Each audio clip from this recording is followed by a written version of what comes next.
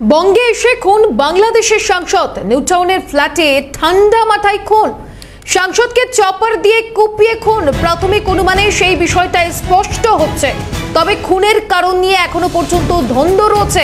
সীমান্তের মাফিয়া ও সোনা পাচারকারী যোগের সম্ভাবনা থাকার একটা বার্তা উঠে আসছে। তবে কি আন্তর্জাতিক মাফিয়া যোগেই খুন হলেন ঝিনাইদহের সাংসদ, একটা প্রশ্ন উঠছে। আর একবার আপনাদের জানাই, বঙ্গে এসে খুন বাংলাদেশের সাংসদ। নিউটাউনের ফ্ল্যাটে ঠান্ডা মাথায় খুন করা হচ্ছে সাংসদকে, চপার দিয়ে কুপিয়ে খুন। প্রাথমিক অনুমানে সেই বিষয়টাই স্পষ্ট হচ্ছে। খুনের কারণ নিয়ে এখনো পর্যন্ত ধোঁয়াশা রয়েছে। সীমান্তের মাফিয়া এবং সোনা পাচারকারী যোগের সম্ভাবনা রয়েছে, তবে কি আন্তর্জাতিক মাফিয়া যোগেই খুন হলেন ঝিনাইদহের সাংসদ, একটা বড় সড় প্রশ্ন উঠছে। তার কারণ বাংলাদেশের সাংসদ, বাংলায় এসে তার খুনের ঘটনা। বঙ্গে এসে খুন বাংলাদেশের সাংসদ। নিউটাউনের ফ্ল্যাটে ঠান্ডা মাথায় খুন করা হচ্ছে সাংসদকে।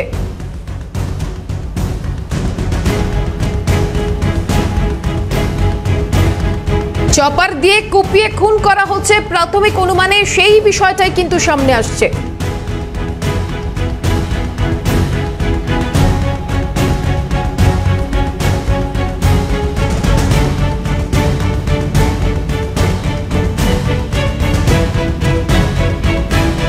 বঙ্গে এসে খুন বাংলাদেশের সাংসদ, এই খুনের পিছনে ঠিক কি কারণ রয়েছে, কোন কোন বিষয় উঠে আসতে পারে, গোটা বিষয়টা নিয়ে এই মুহূর্তে আমরা আলোচনা করব। একদিকে আমাদের সঙ্গে অপর স্টুডিও থেকে চিফ রিপোর্টার সত্যজিৎ মুখোপাধ্যায় রয়েছে, অন্যদিকে অপর প্রতিনিধি বাংলাদেশ থেকে মোহাম্মদ হোসেন তারেক রয়েছে, এবং আরো এক প্রতিনিধি অভিরূপা সাহা রয়েছে আমাদের সঙ্গে। প্রথমে সত্যজিৎ দার কাছে যাব। সত্যজিৎ দা, আমাদের অপর দুই প্রতিনিধি, একদিকে বাংলাদেশ থেকে তারেক এবং অভিরূপা রয়েছে, তোমার প্রশ্ন।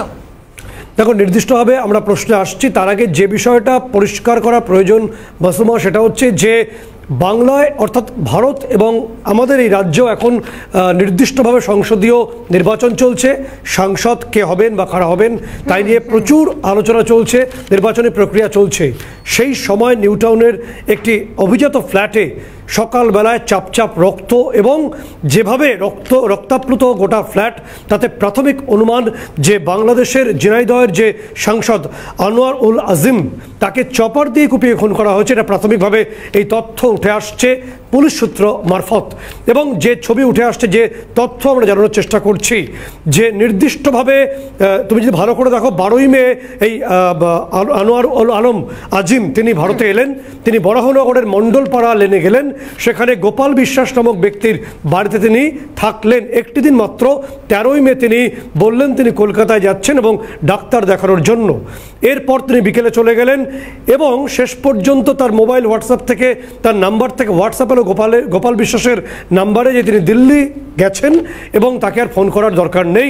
17ই মে তার মেয়ে নির্দিষ্টভাবে মমতারিন ফেরদৌস তিনি ভারতে আসলেন, কলকাতায় আসলেন। 18ই মে এই গোপাল বিশ্বাস একটি জেনারেল ডায়েরি করলো, সেখানে গোপাল বিশ্বাস এই তথ্য দিল। এই জেনারেল ডায়েরির বক্তব্য, গোপাল বিশ্বাসের ডায়েরি, যাকে এই মুহূর্তে জিজ্ঞাসাবাদ করছে পুলিশ, তিনি পেশায় একজন স্বর্ণ ব্যবসায়ী বলেই আমরা জানতে পারছি। এবং যে অংশের থেকে তিনি সংসদীয় নির্বাচনে জয়ী হয়েছেন 3 বার, আনোয়ারুল আজিম, সেই ঝিনাইদহ, তোমাকে টপোগ্রাফিটা বলে দিই, যে আমাদের দিকে রয়েছে পেট্রাপোল, অপরদিকে বেনাপোল, এবং বেনাপোলের পরবর্তী অংশটাই রয়েছে এই ঝিনাইদহ, যেটা বারে বারে সোনা পাচার, সোনার বাট, এবং বাংলাদেশ পুলিশ বা সেখানকার বিজিবি তারা বারে বারে সেখান থেকে প্রচুর পরিমাণে সোনা পাচারকারীকে গ্রেপ্তার করেছে। এবং এই তথ্য নির্দিষ্টভাবে বাংলাদেশের বিভিন্ন সূত্র থেকে উঠে আসছে যে সাংসদের ক্ষেত্রেও এই থ্রেট ছিল, এবং বিভিন্ন সময় সোনা পাচারকারী মাফিয়ারা থ্রেট করেছে।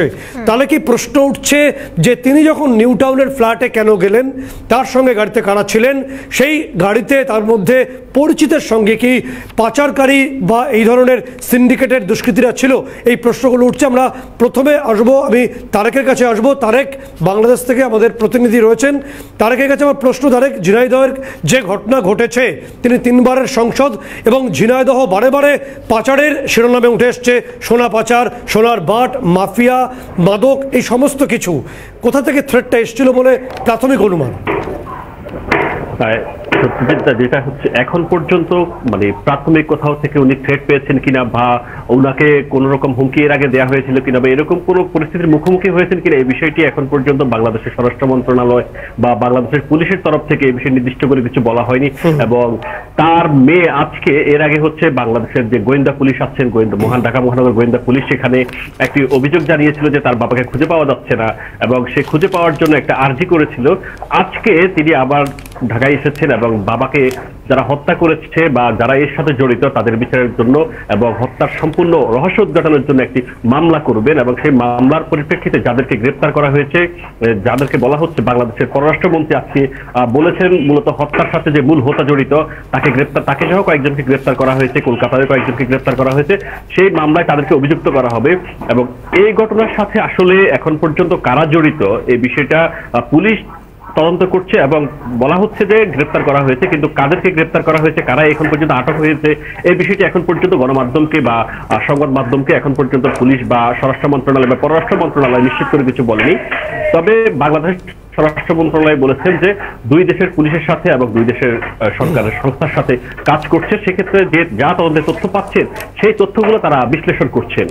আর একটা বিষয় বলো, যে নির্দিষ্টভাবে আনোয়ারুল আজিম সাংসদ, তিনি বিভিন্ন সময় আমরা দেখেছি যে তিনি এই ধরনের চোরা পাচারের বিরুদ্ধে সরব হয়েছিলেন, সেই ছবিটা ঠিক কি ছিল? তিনি কোন কোন গ্রাউন্ডে প্রতিবাদ করেছিলেন? সেটা হচ্ছে যেহেতু তিনি ঝিনাইদহ 4 আসন থেকে বারবার সাংসদ নির্বাচিত হয়েছিল 2014 সাল, 2018 সাল এবং এবার যে 2024 সালের 7 জানুয়ারি পর্যন্ত তিনি পরপর তিনবার বাংলাদেশের সাংসদ নির্বাচিত হয়েছিলেন। তো যেহেতু ওই অঞ্চলটি স্বরাষ্ট্রমন্ত্রী নিজে বলেছেন যে ওই অঞ্চলটি একটি সন্ত্রাস কবলিত এরিয়া এবং বাংলাদেশ ভারত সীমান্তবর্তী হওয়ার কারণে সেখানে পাচারকারীদের একটি দৌরাত্ম্য আছে। তো সেই স্বর্ণ পাচারকারী বা যারা বিভিন্ন সময় মাদক পাচারকারীর সাথে জড়িত আছে, তারা এই হত্যার সাথে জড়িত থাকতে পারে কিনা একটা সন্দেহ করছে পুলিশ। সেই বিষয়ে সেটাকে সামনে রেখে কাজ করছে। তো এখানে যেহেতু উনি একজন সংসদ সদস্য আছেন, যেহেতু আইন প্রণেতা বাংলাদেশের, সেক্ষেত্রে হচ্ছে সব দিক থেকে যেহেতু আইন শৃঙ্খলা রক্ষা থেকে শুরু করে সবকিছুর বিষয়ে তিনি একটি বাধা হতে পারেন পাচারকারীদের জন্য, চোরাকারবারীদের জন্য, এই জন্য তাদের টার্গেট হয়ে যেতে পারেন। ঠিক, অনেক ধন্যবাদ তারেক তোমাকে। একই সঙ্গে আমি অভিরূপার কাছে একটু যাবো। অভিরূপা, একটা বিষয় খুব পরিষ্কার, সকাল থেকে যে ফ্ল্যাটে এই ঘটনাটি ঘটেছে একদম রক্তাপ্লুত অবস্থায় রয়েছে, তুমি একদম গ্রাউন্ড জিরো থেকে তথ্যটা তুলে ধরছো। এখন সেখানকার কি অবস্থা এবং মোটিভটা সম্পর্কে কি কোনো ধারণা উঠে আসছে বা কি ছবিটা সেখানকার? বন্ধ হয়ে গেল, কিন্তু আমার কিছু করার নেই।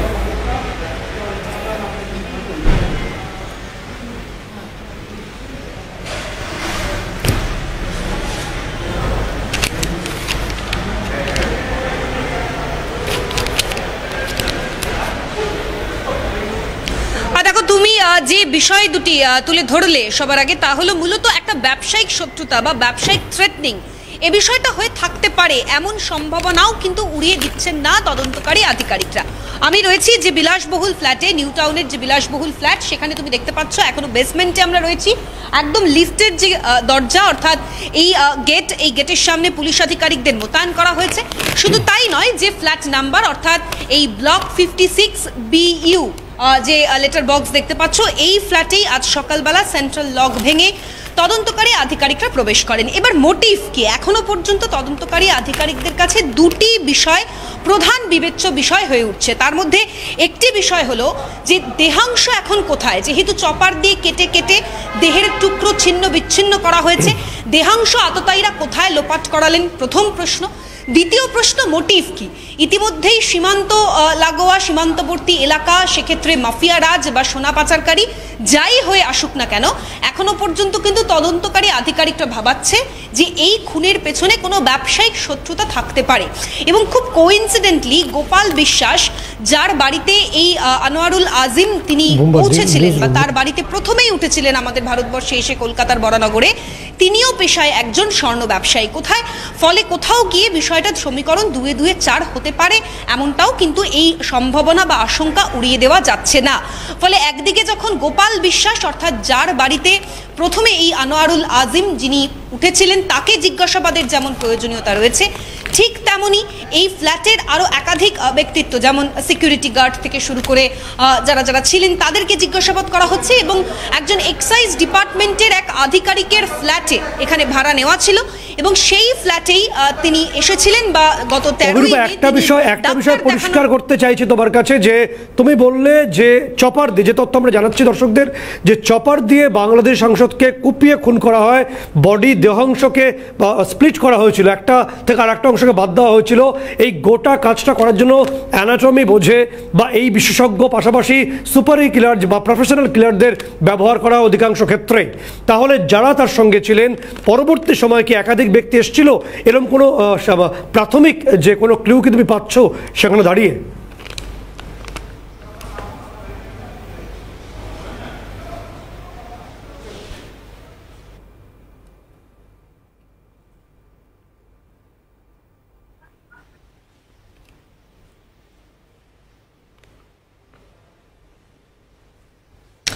না, তোমাকে জানিয়ে রাখবো এই ফ্ল্যাটের একটি ইনগেট রয়েছে, একটি আউটগেট রয়েছে।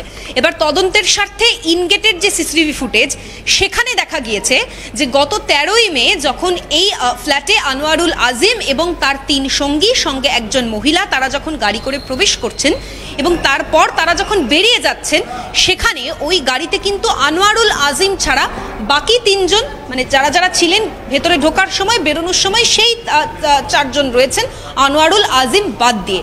ফলে তারপর ফ্ল্যাটের ভেতরে, মানে তুমি যে সময়টার কথা বলছো যে এই খুনের ঘটনার ক্ষেত্রে কোনো প্রফেশনাল কিলারকে ব্যবহার করা হয়েছিল কিনা, কাউকে হায়ার করা হয়েছিল কিনা, এই বিষয়গুলি জানার জন্য কিন্তু অবশ্যই, যেহেতু এটি একটি বিলাসবহুল একটা ক্যাম্পাস এবং সেখানে বহু ফ্ল্যাট রয়েছে, একাধিক সিসিটিভি রয়েছে, কোন গেট দিয়ে কে কখন প্রবেশ করেছেন তার জন্য রেজিস্টার খাতায় কোনো রকম নাম নথিভুক্তিকরণ করা হয়েছিল কিনা, সেক্ষেত্রে এতগুলি যে গেট রয়েছে সেই গেটের সেই সময় কোন নিরাপত্তা রক্ষী ছিলেন তাদেরকেও কিন্তু ম্যারাথন জিজ্ঞাসাবাদ করা হচ্ছে। এবং সব থেকে বড় হাতিয়ার এই মুহূর্তে তদন্তকারী আধিকারিকদের কাছে তা হলো যাদেরকে ইতিমধ্যে গ্রেপ্তার করা হয়েছে, মানে যে 3 জনকে ইতিমধ্যেই বাংলাদেশের পুলিশ গ্রেপ্তার করেছে, তাদেরকে জিজ্ঞাসাবাদ করেই কিন্তু এই প্রশ্নের উত্তরে পৌঁছতে পারবেন একমাত্র তদন্তকারী আধিকারিকরা।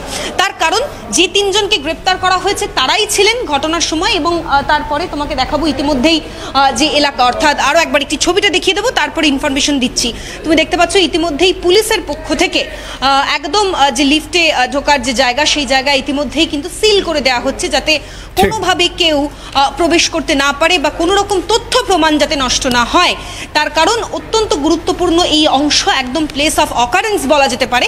এবার যে বিষয়টিতে আসছিলাম তা হলো যে কে বা কারা এলো, তার জন্য যে 3 জনকে গ্রেপ্তার করা হয়েছে তাদেরকে জিজ্ঞাসাবাদের প্রয়োজনীয়তা রয়েছে এবং অবশ্যই তারাই একমাত্র সে উত্তর দিতে পারবেন যে খুনের ঘটনার ক্ষেত্রে আর কে বা কারা জড়িত। ফলে ঘটনাস্থলে থাকো এবং সেখানকার প্রত্যেক মুহূর্তের ডেভেলপমেন্ট আমরা তোমার কাছ থেকে জেনে নেব। এবং একই সঙ্গে যেভাবে গোটা ঘটনা ঘটেছে তাতে একটা বিষয় খুব পরিষ্কার, যে পেশাদারি ঢঙে প্রফেশনাল কিলার এনে খুন করা হয়েছে, ব্যাপারে সন্দেহ নেই, এবং খুব সুচারুভাবে হয়েছে। এবং বলে রাখার চেষ্টা করব যে সাংসদের মোবাইল ফোন, সেটা একবার অসমের থেকে অর্থাৎ অসম স্টেটে সেখানে গিয়ে সেটাকে চালু করা হয়েছিল, একবার মুজাফফরবাদ ইউপিতে চালু হয়েছিল, 2টি ফোন 2 জায়গায়। অর্থাৎ যারা এই ঘটনা ঘটিয়েছে তারা যখন স্কেপ করেছে, পালিয়েছে এখান থেকে, তখন ডিফারেন্ট অর্থাৎ ভিন্ন ভিন্ন পথে ভিন্ন রাজ্য তারা বেছে নিয়েছিল বলেই মনে করা হচ্ছে এবং খুব ছক কষে গোটা পর্বটা সাজানো হয়েছে বলেই তদন্তকারীরা মনে করছেন। শামীমা, একেবারেই সত্যজিৎ, আবারও আমরা আলোচনায় ফিরবো, তবে তার আগে এই মুহূর্তে মৃত সাংসদ তার মেয়ের ঠিক কি প্রতিক্রিয়া এই গোটা বিষয়টা নিয়ে একবার শোনায় দর্শকদের। আপনারা সারা বাংলাদেশ সহ সারা ওয়ার্ল্ডের সব জায়গায় আপনারা আলোড়ন সৃষ্টি করে দেন যেন আমার বাবার হত্যার আমি বিচার পাই। কারা করেছে, কেন করেছে, এর সুষ্ঠু তদন্ত চাই এবং আমি এর শেষ পর্যন্ত দেখতে চাই যে তারা কেন করেছে, কি জন্য করেছে। তারা যেন আমার সামনে তাদেরকে কুড়াচ্ছে দিয়ে ফাঁসি দিয়ে মারা হয়েছে, আমি যেন দেখতে চাই। বাবা, এই বাবার মতন কেউ হয় না। বাবা, আমার বাবা অনেক স্বপ্ন নিয়ে আমাকে এখানে পড়ার জন্য ভর্তি করেছে। আমি পরীক্ষাও দিয়েছি, আমার সামনে রেজাল্ট দেবে, সে আমার বলে গেছে আমি ইন্ডিয়া থেকে এসে তোমার পরীক্ষার রেজাল্ট আমি চেক করবো, তুমি কি করেছো, কোথায় সে রাখতে পারি, সে চলে গেছে। আপনারা শুধু আমার অনুরোধ, আমার বাবার এটার বিচার করবেন, আপনারা আমাকে সহযোগিতা করবেন, আমি আমার বাবার হত্যার বিচার চাই এবং আমি নিজে স্বচক্ষে আমি দেখতে চাই আমাকে কারা এতিম করলো, কেন করলো এভাবে। অন্যদিকে এই ঘটনা নিয়ে বাংলাদেশের পররাষ্ট্রমন্ত্রী তিনি ঠিক কি জানিয়েছেন শোনাবো। হত্যাকাণ্ডটা অত্যন্ত দুঃখজনক, মর্মান্তিক, অনভিপ্রেত এবং কলকাতা পুলিশ যে ফ্ল্যাটে তাকে হত্যা করা হয়েছে বলে ধারণা করা হচ্ছে সেখানে ঢুকেছিল, কোনো লাশ সেখানে পায়নি। তবে হত্যাকাণ্ডের মূল হোতাকে এবং কয়েকজনকে গ্রেপ্তার করা হয়েছে, ডিবি গ্রেপ্তার করেছে এবং কলকাতা পুলিশও দুজনকে গ্রেপ্তার করেছে। তদন্ত চলছে কিভাবে এই হত্যাকাণ্ড ঘটানো হয়েছে, তো এই নিয়ে বিস্তারিত আসলে স্বরাষ্ট্র মন্ত্রণালয় বলবে। আমরা আমাদের মিশনের মাধ্যমে খোঁজ রাখছি এবং মিশন কলকাতা পুলিশের সাথে নিয়মিত যোগাযোগ রাখছে।